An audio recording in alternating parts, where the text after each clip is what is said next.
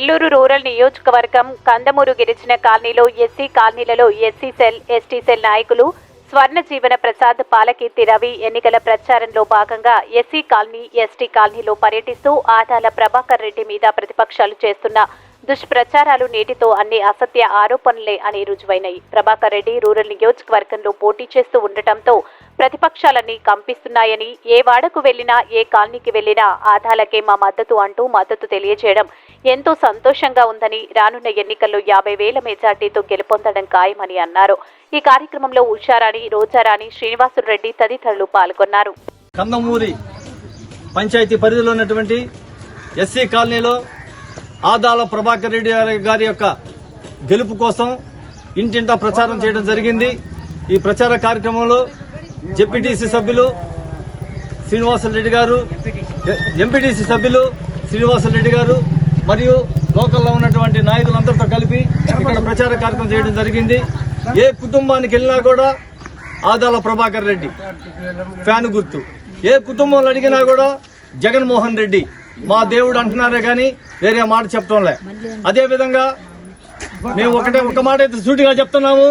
ఏం చెప్తున్నామంటే, చాలా మంది పని కట్టుకొని ఆదాల ప్రభాకర్ రెడ్డి మీద అసత్య ప్రచారాలు ప్రారంభించారు.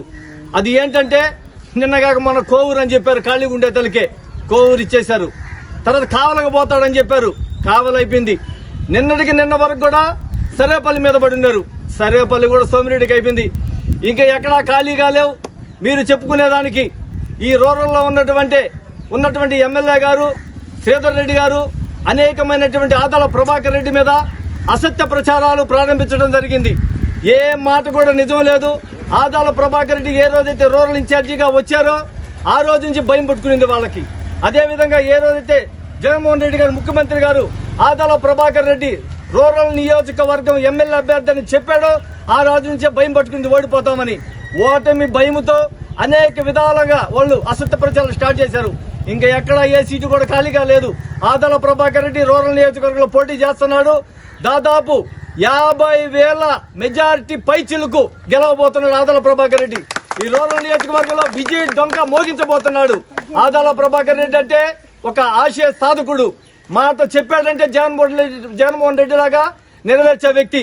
డబ్బులు సంపాదించుకోవడానికి రాజకీయాల్లోకి రాలేదు ఆయన. డబ్బు కోసం తాపత్రపడే వ్యక్తి కాదు. ప్రజల కోసం, ప్రజా సేవ కోసం ఏ వ్యక్తి వచ్చినా కూడా పనిచేసి పెట్టే వ్యక్తి ఆదాల ప్రభాకర్ రెడ్డి.